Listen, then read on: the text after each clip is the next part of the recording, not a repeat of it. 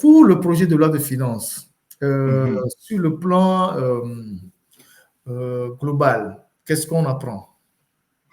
Alors, si on veut rentrer dans le fond, pour parler vraiment des chiffres, là, je suis désolé pour les téléspectateurs, on va beaucoup parler de chiffres aujourd'hui, hein. Ouais. Donc, quand on rentre dans le document, qu'est-ce qu'on remarque? On remarque que le budget de notre pays, hein, pour l'année 2026 Ouais. est censé s'équilibrer en recettes et en dépenses à la somme de 2740 milliards de francs CFA. Ouais. C'est ce qui a été communiqué par le gouvernement. Ouais. Donc, on nous explique qu'on va collecter des impôts, des taxes, des droits de douane et autres recettes de l'État pour la somme de 1448 milliards. Si à la technique, on peut commencer à passer les documents. Euh, voilà, voilà. Donc, on nous dit qu'on va collecter à peu près 1448 milliards d'impôts, droits, taxes, etc. Et avec cette somme, on va payer donc les salaires des fonctionnaires, les dépenses de fonctionnement de l'État, les transferts courants, les exonérations d'impôts pour près de 1041 milliards. Des sommes seront collectées et après exécution des dépenses, donc, il va rester 407 milliards. Le 407 milliards, c'est le premier solde intermédiaire du budget. Puis, on nous explique qu'on va emprunter, et c'est là, c'est un peu problématique, on va emprunter plus de 1097 milliards pour rembourser, et c'est ce qui est encadré en rouge là, 1097 milliards pour rembourser la dette intérieure et extérieure, ainsi que les intérêts. Alors, quand vous voyez ce qui est encadré en rouge, on a notamment les titres publics qui nous sont évalués à 473 milliards, plus de 473 milliards. Alors, les titres publics, qu'est-ce que c'est?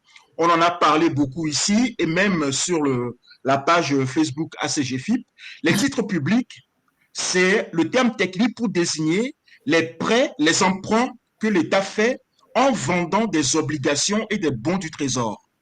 Vous voyez? Donc, cette ligne-là que vous voyez, 473, l'État est en train de dire, ben, l'année prochaine, je vais vendre des OAT et des BAT pour le montant de 473 milliards.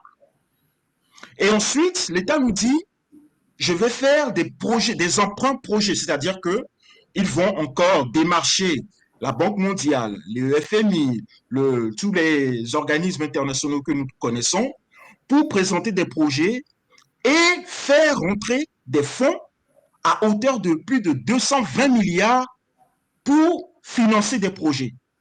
C'est ce qu'ils appellent les emprunts projets. Donc, c'est également des dettes. Et ensuite, il y a les autres emprunts. Et dans les autres emprunts, c'est la catégorie des prêts privés, contractés dans les banques privées, ou comme la Banque islamique de développement qu'on a vu, notamment le Sukuk, ou les banques Exim Bank India ou Exim Bank China, etc., etc. Donc, on nous dit là qu'on va faire des emprunts, on va s'endetter dès l'année prochaine pour plus de 1097 milliards. Quand nous prenons les 1097 milliards là, nous les comparons aux recettes fiscales. Et là, ça va essayer de parler un peu aux Togolais. Vous les comparez aux recettes fiscales, c'est-à-dire les impôts qu'on va collecter sur nous. On approche quasiment 80%. 80%. Ouais. C'est énorme. Si la technique peut passer donc, à la figure suivante, donc sur cette figure-là, vous avez donc le solde de trésorerie et le financement du déficit. Il y a peut-être une figure précédente, la figure 2, pardon, la figure 2, s'il vous plaît. Voilà, sur cette figure 2 là, vous avez l'exposé, donc, dans un seul tableau, des recettes, mais également des dépenses que l'État compte faire. Donc là, d'un côté, en tout haut du tableau, vous avez les recettes budgétaires pour 1615 milliards et les dépenses budgétaires pour 1831 milliards. Ce qui fait ressortir donc un déficit de 216 milliards. OK? Vous avez un déficit de 216 milliards. Et ce déficit de 216 milliards, comme je vous l'ai dit tout à l'heure, on va vous expliquer comment est-ce qu'on va financer ce déficit-là. Et c'est la figure suivante. C'est la figure suivante. Les Togolais, Donc, sur ce... il faut suivre il faut rester pour suivre parce que c'est là que tout se décide. C'est par là Exactement. qu'on vient vous fermer vos boutiques, les impôts, qu'on fait ci, qu'on fait ça, et qu'il n'y a pas de route construite, s'il n'y a pas des hôpitaux. C'est là que ça se passe. Donc, il faut que vous ayez une idée de la manière dont le pays est géré, les ressources du pays, les dettes, comment est-ce que nous payons les dettes, pourquoi nous n'arrivons pas à nous en sortir. C'est important. Après, on peut aller suivre autre chose ailleurs, mais il faut avoir les éléments qui vous permettent d'argumenter quand vous voulez mettre vraiment en difficulté les régimes, le régime ou ceux qui soutiennent le régime. Il faut vraiment avoir les chiffres en tête. Merci, monsieur Exactement. Zipé. Ouais. Et surtout, je pense que cette analyse s'adresse également aussi aux députés, en tout cas aux députés patriotiques, qui veulent vraiment mettre l'État devant ses responsabilités et les appeler à plus de rationalité. Parce que là, sur ce schéma-là que vous voyez là, sur cet extrait du budget, du projet de loi de budget que vous voyez, ça explique un peu la situation désastreuse et l'indiscipline budgétaire dans laquelle nous sommes. Ouais. Regardez sur ce tableau les ressources de trésorerie. On parle de titres publics. J'ai expliqué tout à l'heure ce que c'est que les titres publics. Ce sont donc des dettes à court, moyen et long terme. 473 milliards. Les emprunts projets, c'est des dettes concessionnelles sur 30, 40 ans. Je rappelle que Ford a fait des prêts que nous devons payer jusqu'en 2073. 2073, 2075. Voilà. Ford a pris des dettes que nous allons payer jusqu'à 2075. Allons-y. Et ce n'est pas suffisant pour eux.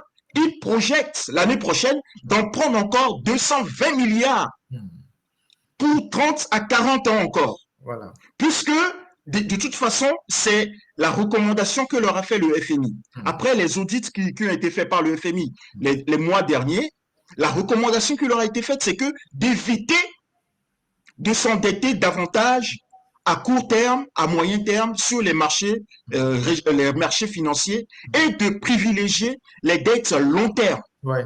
C'est-à-dire hypothéquer l'avenir de la jeunesse togolaise. Exactement. Donc là, ils se sont mis à dire, bon, on va dans ce cas emprunter 220 milliards l'année prochaine.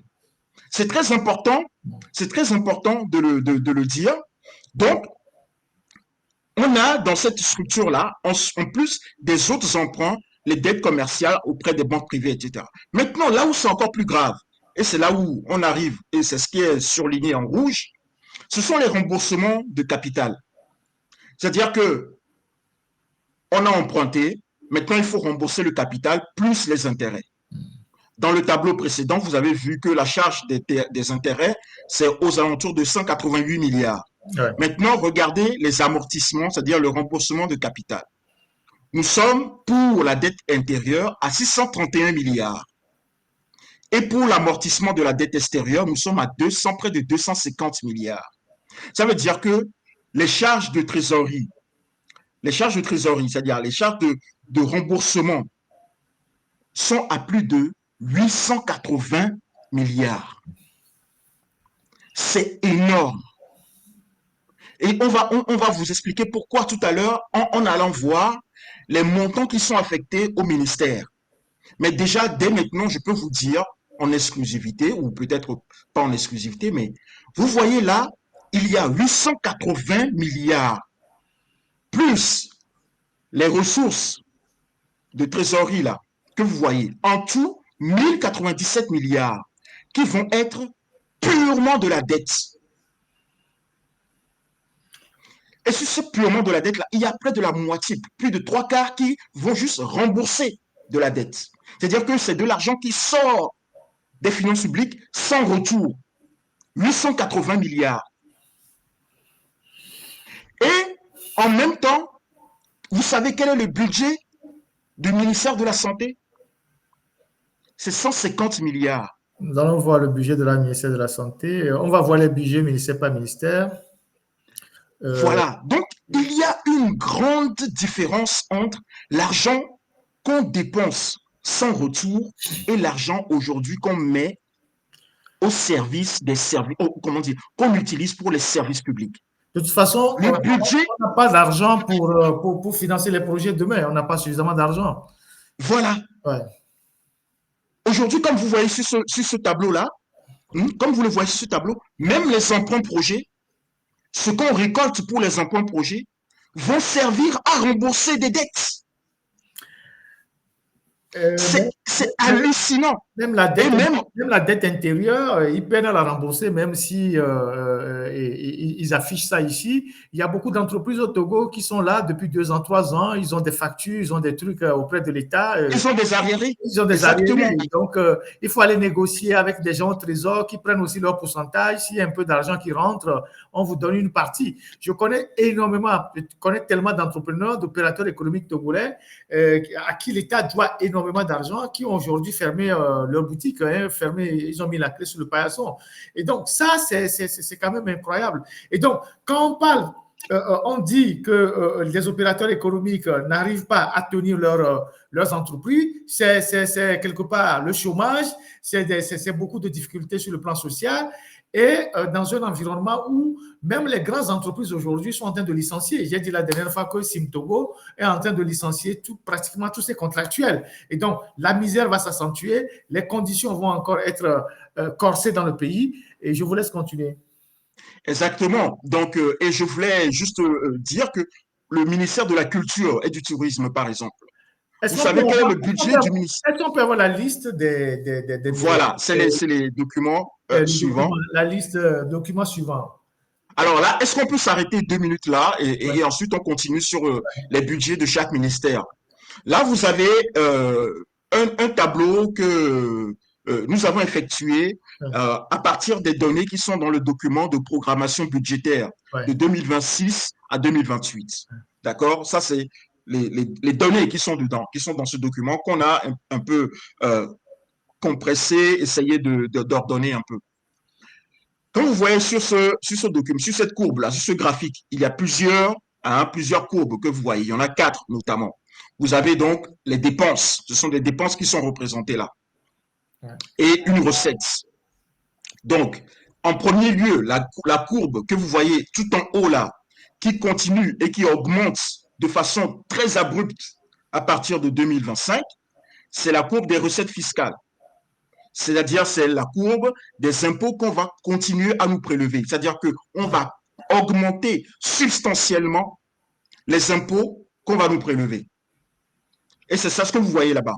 Maintenant, normalement, quand on augmente les impôts, dans la tête du contribuable, la première chose qui vient, c'est ah oui, on augmente les impôts, c'est pour peut-être investir dans les services publics, construire des hôpitaux, construire des écoles, construire, je ne sais pas, des routes, des choses qui manquent, en tout cas, des besoins de première nécessité qui manquent dans le pays. Eh bien, là, juste en dessous de cette courbe jaune des recettes fiscales que vous voyez, vous avez une deuxième courbe bleue qui monte aussi de façon drastique. Cette courbe-là, ce n'est pas la courbe des investissements, chers Togolais, chers compatriotes.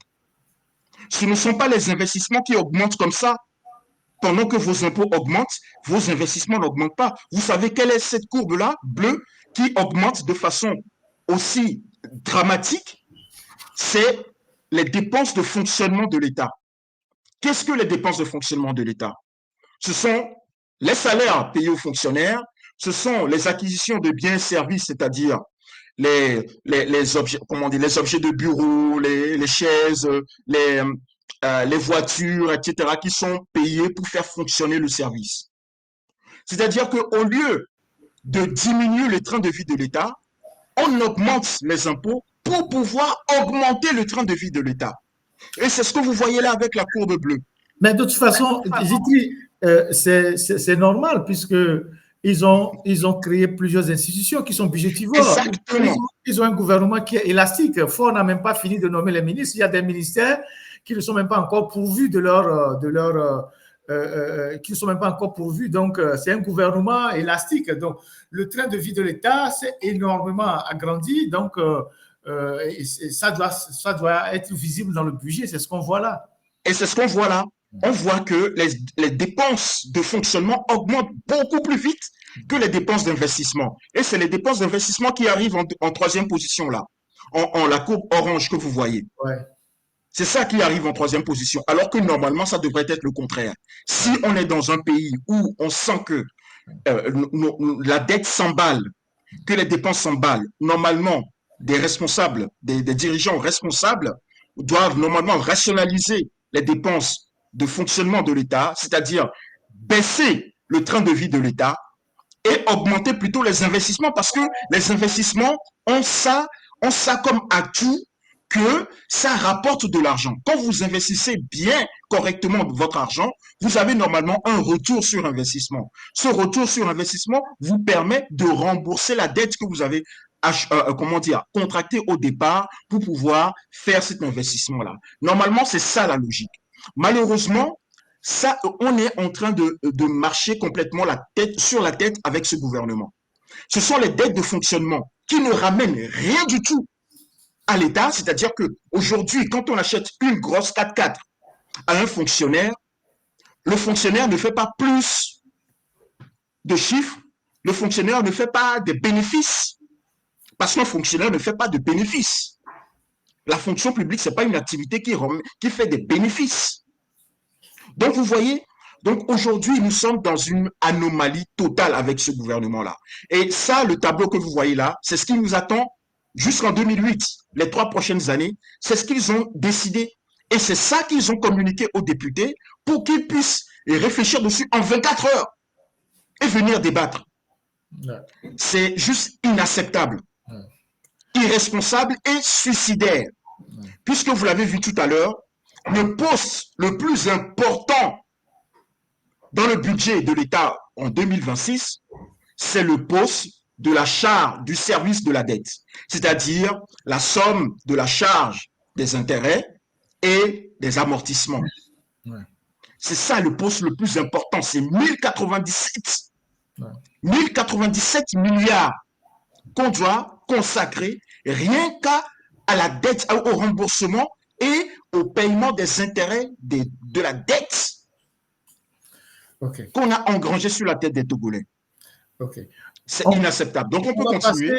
On va passer à la figure suivante, ministère par ministère. On va aller rapidement pour voir qu'est-ce que ça nous réserve dans les ministères. Donc là, rapidement, bon, ça, c'est des documents que je mettrai ensuite sur le site, la page ACGFIP. Ouais. Donc, vous pouvez tous retrouver. Donc, c'est une forme condensée du budget qui est présentée là pour une meilleure compréhension parce que la forme normalisée qui est présentée dans le projet de loi n'est pas forcément digestible, n'est pas forcément assimilable facilement au Togolais lambda. Mais nous allons mettre ce document-là sur la page ACGFIP pour que tout le monde puisse comprendre ce qui se passe. Donc, rapidement, pour commenter ce document, vous avez donc là les recettes fiscales et les recettes. Vous avez les recettes fiscales qui sont de 1339 milliards, les recettes non fiscales seulement de 109 milliards. Ça aussi, c'est un sujet sur lequel on va revenir plus tard. Les dépenses de personnel, 13 milliards, les biens et services 176, les transferts courants. Les transferts courants, c'est un peu l'argent qu'on fait virer aux mairies ou à certains établissements publics pour leur fonctionnement. Et les dépenses en attente de recettes. Donc, vous avez des sommes astronomiques. Des sommes astronomiques. 1448 milliards de recettes. C'est ce qu'ils vont collecter sur nous.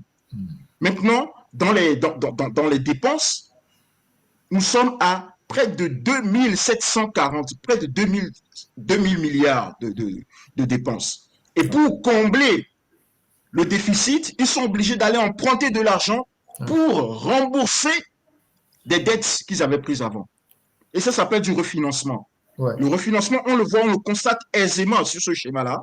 Et j'invite tous nos téléspectateurs de pouvoir reprendre ce document qui sera disponible sur la page Facebook et de pouvoir le lire tranquillement avec, à tête reposée avec le projet de loi pour pouvoir mieux comprendre ce qui se passe. Maintenant, nous allons aller dans le fond des choses pour décortiquer un peu les dépenses qui sont affectées, allouées à chaque ministère, aux institutions de la République. Alors, l'Assemblée nationale. Voilà. Là, l'Assemblée nationale, c'est 6 milliards. 6 milliards, 6 milliards, ouais, 6 milliards pour l'Assemblée nationale. Voilà. Ça reste encore raisonnable puisque depuis la dernière législature, Ouais. L'Assemblée nationale tournait toujours autour de 5, 6 milliards. D'accord. Maintenant, on a le Sénat. Là, le Sénat qui vient d'être créé, le Sénat va aspirer près de 2,5 milliards de francs CFA pour ce fonctionnement. Parce que maintenant, on a une chambre, on a un parlement à deux chambres. Donc, Voilà, on a on a l'Assemblée l'Assemblée nationale, nationale et on le a le Sénat. Sénat. Donc, Voilà. il y a des ressources complémentaires pour le Sénat, 2 milliards 569 millions. Voilà. Donc ça va être prélevé sur les dettes, sur les prêts qu'on va faire. Ouais. Puisque je pense que les impôts qu'ils vont prélever sur nous ne vont pas suffire, donc ils sont obligés d'aller faire des prêts. C'est pour ça que le budget est déficitaire. Et donc, ils sont obligés d'aller faire des prêts pour combler ce déficit-là. Donc, on a, après, quelque chose qui est quand même assez cocasse. Nous avons le président de la 5e République, là, qui a un budget de 1 milliard. Écoutez très bien ici.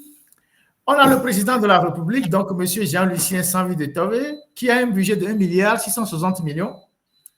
Exactement. Et on a le président du Conseil, donc Faure Gnassingbé, qui a un budget de 24 milliards 256 millions. Vous imaginez? C'est-à-dire, on a le président de la République qui a un budget de 1 milliard 660 millions et on a le président du Conseil qui a un budget de 24 milliards 256 millions 308 francs CFA. En fait, c'est pour nous dire que le président de la République, voilà, c'est une institution, une entité négligeable. Négligeable. Faure ne sait même tellement minimisée qu'elle est négligeable. Faure ne s'est même pas foutu de lui accorder 2 milliards. C'est 1 milliard 660 millions, même pas 2 milliards. En titre de pourcentage, c'est quoi la différence entre les deux, entre le président et le président du Conseil? Non, mais là, on est à plus de 20 fois, là. On est à plus de 20 fois. Si on divise, je n'ai pas fait le calcul, mais on a... Faure qui a le président du Conseil a plus de 24 milliards comme budget. On ne sait pas ce qu'il fait avec cet argent. Ce n'est pas de l'investissement. On ne sait pas ce qu'il fait vraiment. On a presque 18. Il a les fonds souverains. D'ailleurs, il contrôle tout le pays. Donc, il a les fonds comme il veut. Et voilà. On continue. Il y a le secrétariat général du gouvernement. Le secrétariat général du gouvernement qui a été créé, je pense, récemment avec M. Stanislas Baba.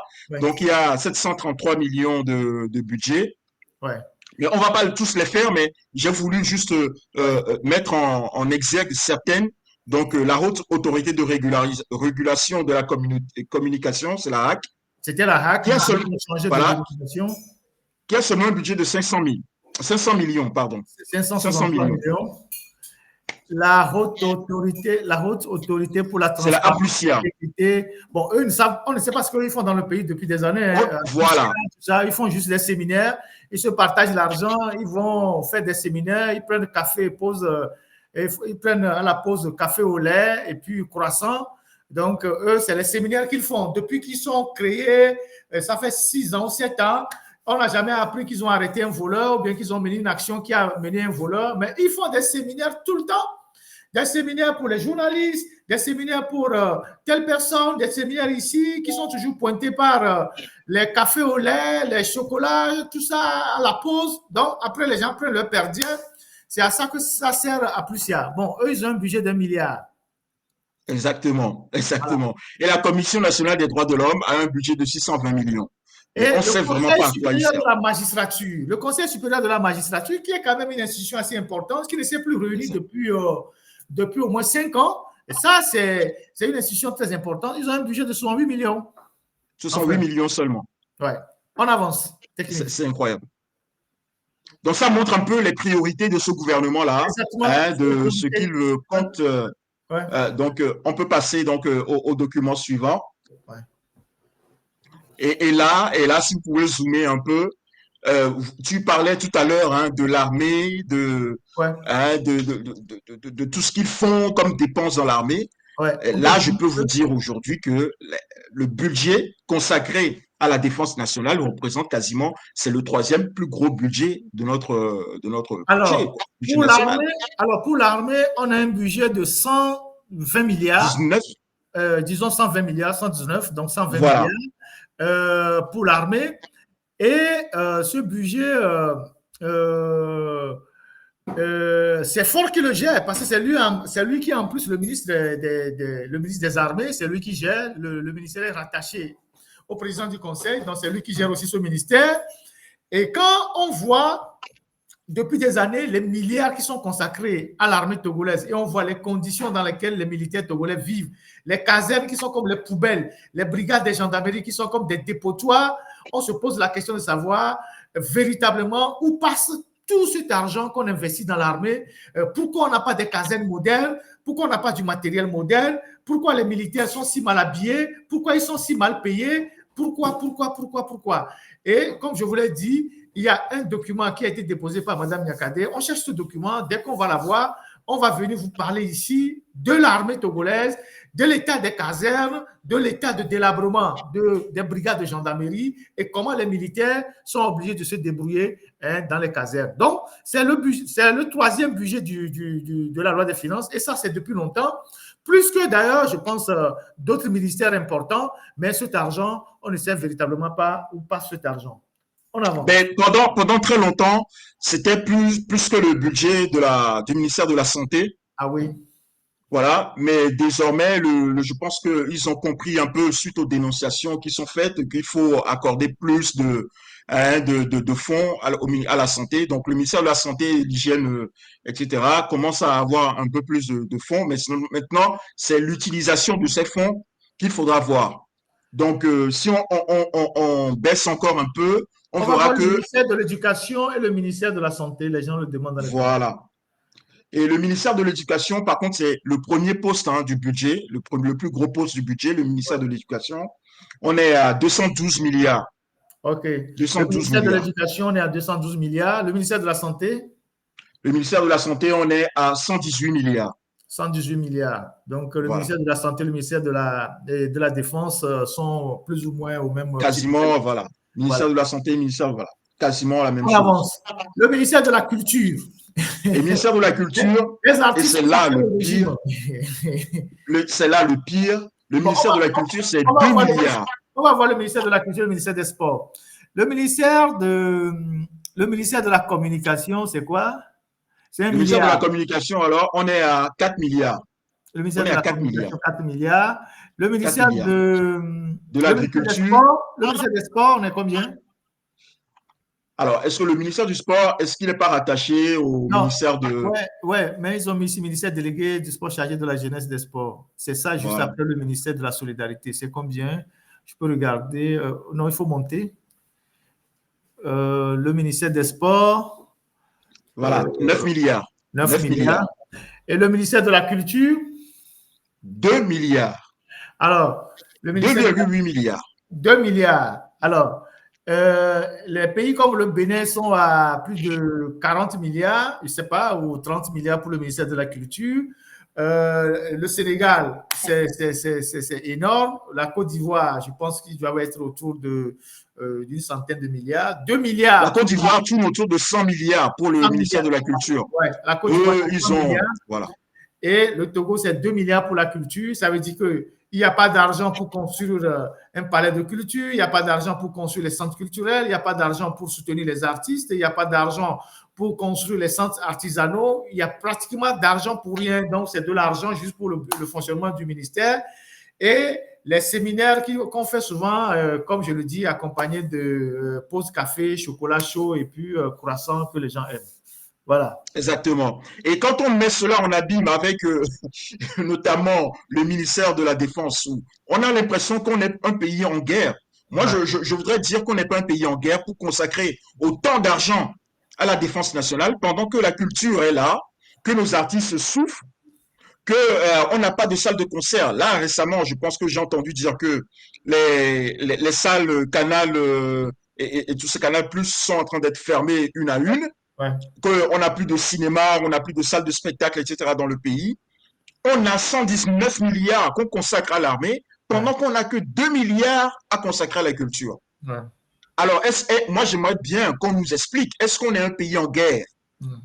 Parce que les 119 milliards, ce n'est pas qu'une seule année.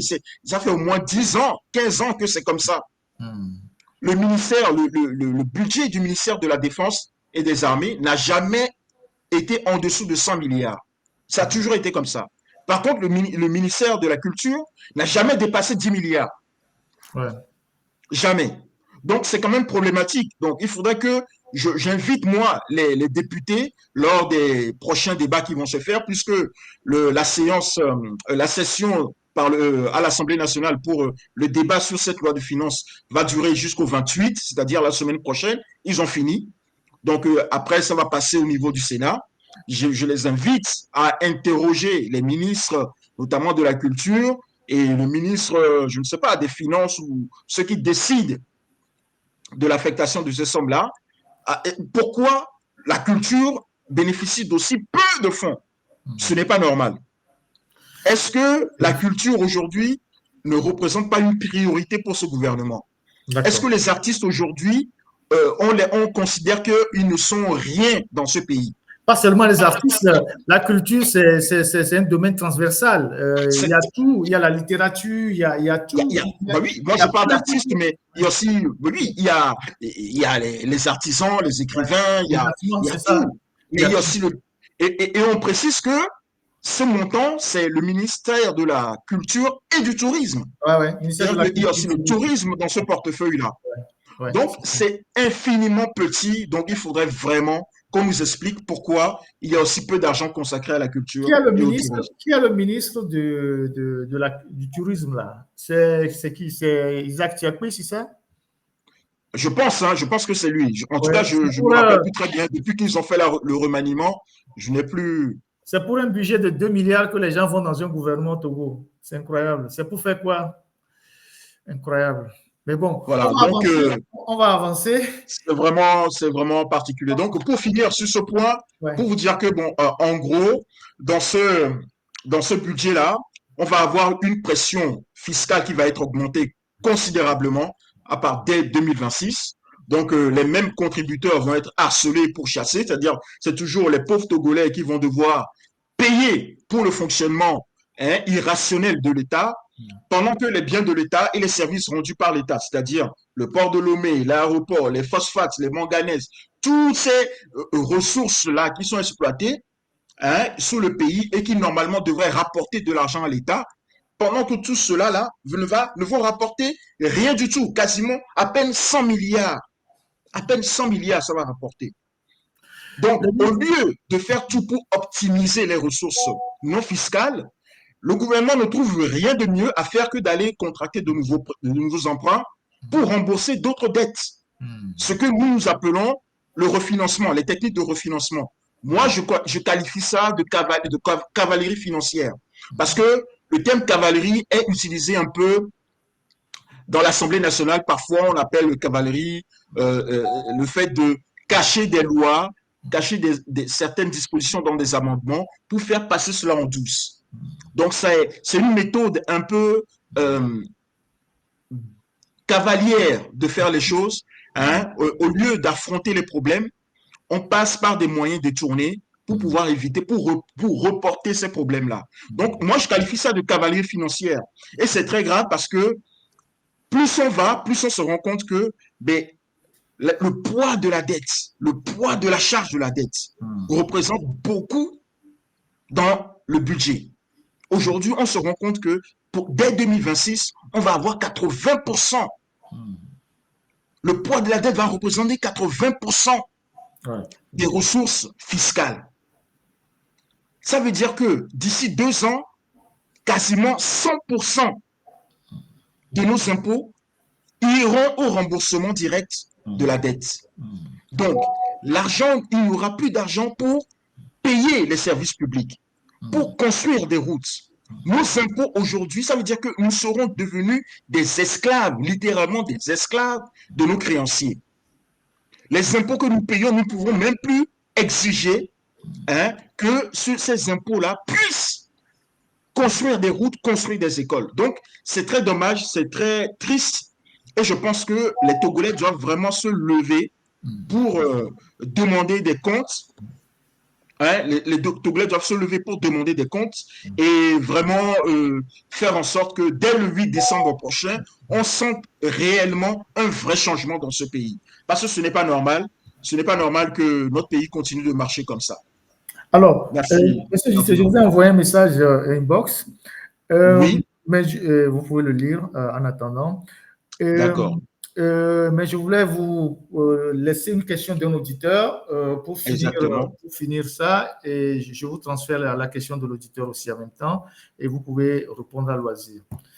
Euh, L'auditeur veut savoir les limites pour faire un emprunt sont principalement liées à ce taux. Comment le gouvernement arrive toujours à emprunter de l'argent? Doit-on comprendre que le pays n'a pas encore la limite du taux d'endettement?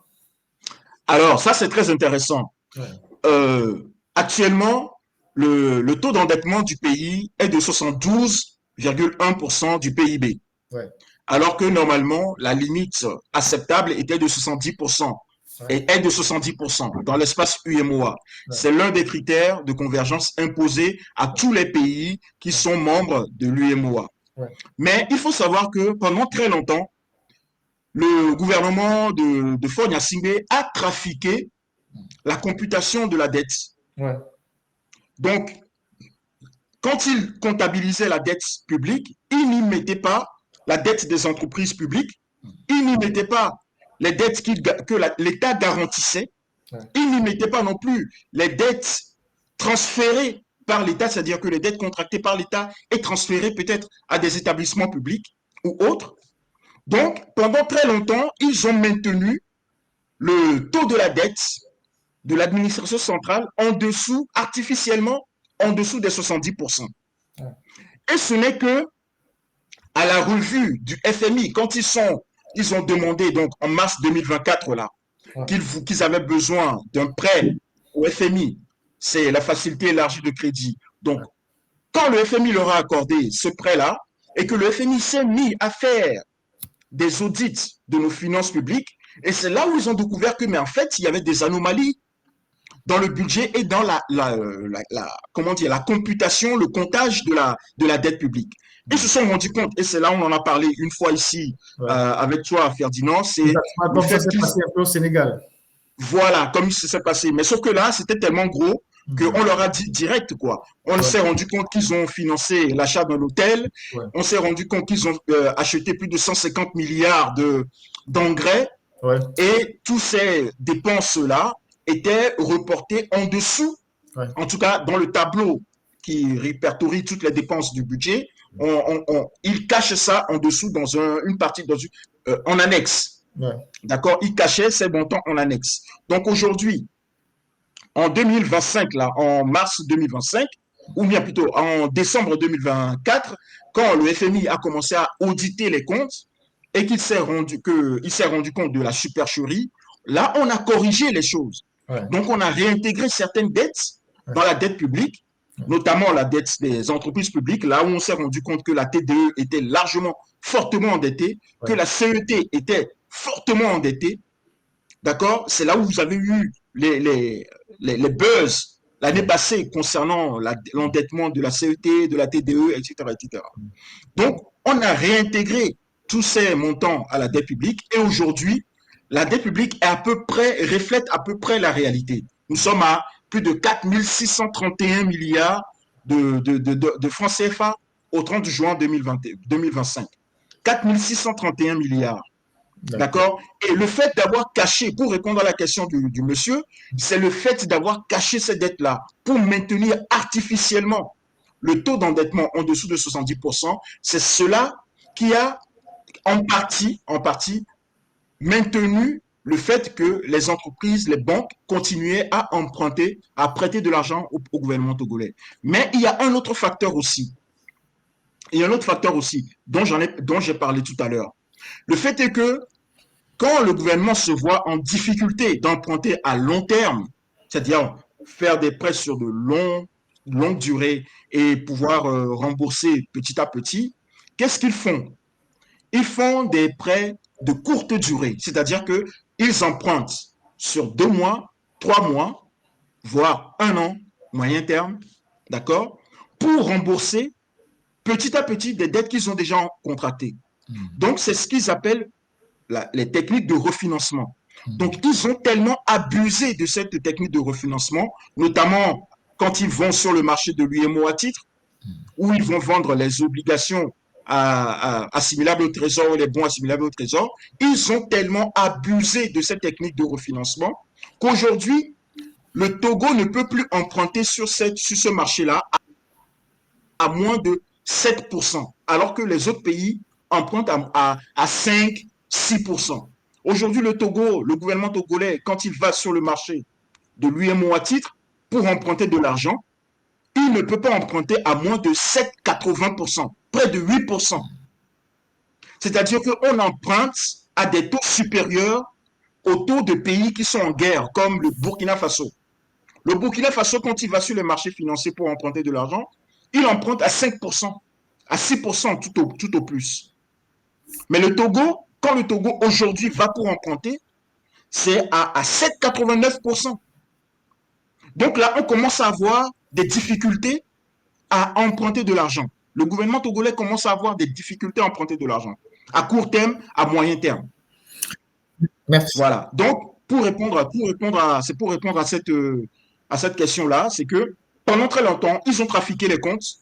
Aujourd'hui, que tout est clair, ils ont trafiqué les comptes. Ils ont fait du refinancement. Mais maintenant, tout est clair. Ils sont sous un programme du FMI. On est sous un programme d'ajustement budgétaire, on va l'appeler comme ça, où il faut qu'on se rediscipline sur notre budget pour retrouver la confiance des investisseurs. Et c'est ce que fait le FMI actuellement au Togo avec le gouvernement togolais. Donc, pendant ce temps-là, on va encore bénéficier encore de quelques prêts parce qu'on a l'assistance du FMI. Parce que le fait que le FMI nous suive, le fait que le FMI est en train de nous chapeauter pour gérer notre dette, ça met en confiance encore certains investisseurs. Donc, certains investisseurs peuvent encore continuer à nous prêter de l'argent. Mais là où ça va devenir grave, c'est que le jour où, malgré l'aide du FMI, on ne pourra même plus se passer de prêts pour rembourser d'autres prêts, là, on sera en défaut de paiement. Et là, vraiment, véritablement, le Togo va connaître un problème catastrophique. Voilà, c'est-à-dire que là, aujourd'hui, comme je vous l'ai dit un peu plus tôt, on est à près de 80% de charges de la dette. Nos charges de la dette est à près de 80% de nos recettes fiscales. Le jour où ça va atteindre 100%, il faut savoir que quelque chose va se passer dans ce pays-là. Voilà. Et ça, il n'y aura même plus besoin de faire appel à qui que ce soit. Les gens vont sortir tout seuls et vous allez voir que les choses vont changer rapidement. Merci infiniment.